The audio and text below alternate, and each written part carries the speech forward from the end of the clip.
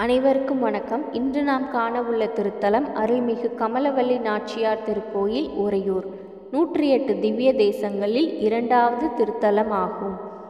இத்திருக்கோயில் மூலஸ்தானத்தில் அழகிய மணவாள பெருமாளும் கமலவல்லி தாயாரும் திருமண கோலத்தில் நின்றபடி காட்சி தருகின்றனர். ரங்கநாதரே தாயாரை மணந்து கொண்டதால் இங்கு சுவாமி மற்றும் தாயார் இருவரும் அவரை பார்த்தபடி வடக்கு திசை நோக்கி இருக்கின்றனர். இக்கோயிலின் தல வரலாறு பற்றி பார்ப்போம். திருமாலின் பக்தரான நந்தசோழ மன்னன் இப்பகுதியை ஆண்டு வந்தான். அம்மன்னனுக்கு குழந்தை பாக்கியம் இல்லை. பெருமாளிடம் குழந்தை பாக்கியம் தரும்படி வேண்டினான். தன் தீவிர பக்தனுக்காக மகாலட்சுமியையே மன்னனின் மகளாக அவதரிக்கும்படி பெருமாள் அனுப்பினார். ஒரு சமயம் நந்தசோழன் வேட்டைக்கு சென்றபோது ஒரு தடாகத்தில் தாமரை மலரில் ஒரு குழந்தை படுத்திருப்பதை கண்டான். மகிழ்ச்சியுடன் அக்குழந்தையை எடுத்து கமலவல்லி என பெயரிட்டு வளர்த்தான். பருவமடைந்ததும் தோழியருடன் வனத்தில் உலவிக் கொண்டிருந்த போது பெருமாள் அவள் முன்பு குதிரையில் சென்றார். அவரை கண்ட கமலவல்லி தாயார் அவர் மீது காதல் கொண்டாள். அவரையே திருமணம் செய்ய வேண்டும் என்று நினைத்தாள். இதை புரிந்து கொண்ட பெருமாள் நந்தசோழனின் கனவில் தோன்றி தான் கமலவல்லியை மணக்க விரும்புவதாக கூறினார். எனவே நந்தசோழன் கமலவல்லியை ஸ்ரீரங்கம் அழைத்துச் சென்றார். அங்கு ரங்கநாதருடன் கமலவல்லி தாயார் ஐக்கியமானார். பின்னர் மன்னன் உறையூரில் கமலவல்லி தாயாருக்கு கோயில் எழுப்பினான். திருப்பானாழ்வார் இத்தலத்தில் அவதரித்தவர்.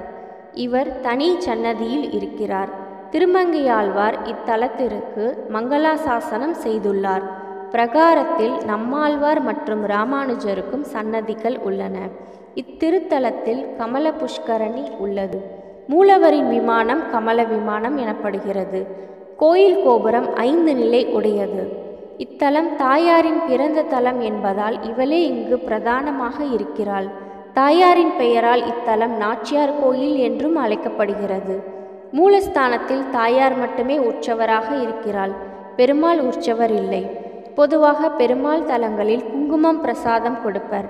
ஆனால் இங்கு சந்தனம் பிரசாதமாக தருகின்றனர். தாயாருக்கு படைக்கப்படும் நைவேத்தியத்தில் காரத்திற்காக மிளகாய் வத்தல் சேர்க்காமல் மிளகு சேர்க்கப்படுகிறது. இக்கோயிலின் முக்கிய திருவிழாக்களை பற்றி பார்ப்போம். திருவரங்கத்தில் ரங்கநாதர் மார்கழியில் வைகுண்ட வாசல் கடந்த பின்பு மாசியில் வரும் ஏகாதசி அன்று தாயார் சொர்க்கவாசல் வழியே செல்கிறாள். மார்கழியில் சேவிக்க இயலாதவர்கள் மாசி மாதத்தில் வரும் ஏகாதசியில் நாம் தாயாரை சேவிக்கலாம். பங்குனி திருவிழா பற்றி பார்ப்போம். ஸ்ரீரங்கத்தில் நடக்கும் பங்குனி விழாவின் போது உற்சவர் நம்பெருமாள் ஒரு நாள் இத்திருத்தலத்திற்கு எழுந்தருளி நாச்சியாருடன் சேர்த்தியாக காட்சியளிக்கிறார்.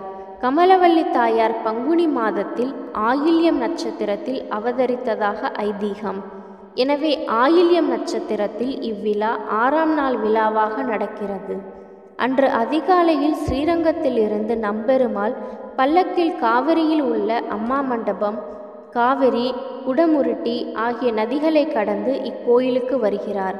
அப்போது இவ்வூர் பக்தர்கள் வழிநெடுங்கிலும் வாழை மரங்களை கட்டி வாசலில் கோலம் போட்டு உறையூர் மாப்பிள்ளைக்கு வரவேற்பு கொடுக்கின்றனர். கோயிலுக்கு வரும் சுவாமி மூலஸ்தானம் எதிரே நின்று தாயாரை அழைக்கிறார். பின்பு பிரகாரத்தில் உள்ள சேர்த்தி மண்டபத்திற்கு செல்கிறார். பின்னர் தான் அணிந்த மலர் மாலையை கமலவல்லி நாச்சியாருக்கு அணிவித்து தாயாரின் மாலையை தான் வாங்கி அணிந்து கொள்கிறார். இருவரும் திருமண கோலத்தில் சேவை சாதிப்பார்கள். பின்னர் தாயார் மூலஸ்தானத்திற்கு திரும்ப சுவாமி மீண்டும் அதிகாலை 1:30 மணிக்கு ஸ்ரீரங்கம் திரும்பி செல்கிறார்.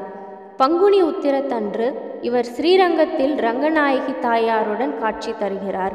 இவ்வாறு பங்குனி விழாவில் சுவாமி 2 தாயார்களுடன் சேர்த்து காட்சி தருவதை தரிசிப்பது விசேஷம்.